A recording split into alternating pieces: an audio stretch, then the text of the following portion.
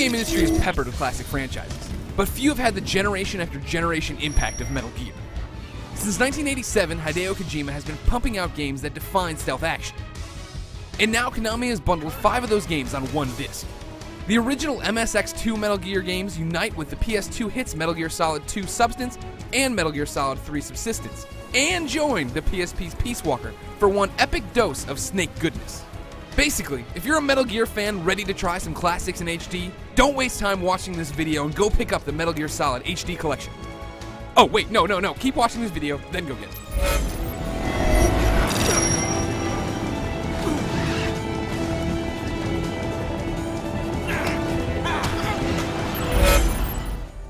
The first thing that should jump out at you is how good these titles look overall. Lots of games don't make the jump to HD and look awesome, but the sharpness and smoothness of Metal Gear Solid 2 and 3 really speaks to how beautiful these games were when they were originally released on the PS2. A texture pops in here or there and lip syncing is laughable, but the overall polish is slick. Sadly, the same can't be said for Peace Walker. Yes, Big Boss's model and other characters look great, but the environments look barren as the game's been taken from the tiny PSP screen to the television of your choice. Still, Peace Walker has the most sensical story of the 3 games, packs online multiplayer, and is riveting. Metal Gear Solid 2's story is still a crazy virtual world mess, and Metal Gear Solid 3 is still all over the place.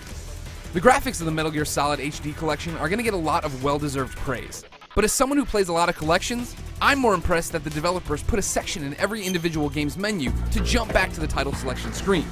That might not sound like much, but having to quit God of War Origins to switch the game I wanted to play sucked, and I'm glad that's not the case here. Just like I'm glad the collection adds PlayStation Network trophies and Xbox Live achievements.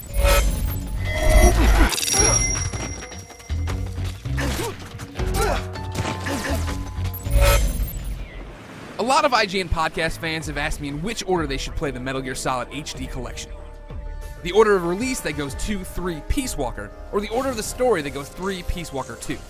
I highly recommend going in order the games were released to see how the control schemes have progressed through the years. In the PS2 games, you can't crouch and walk, you don't aim and shoot with the shoulder buttons, and there are a couple of other lost in translation moments.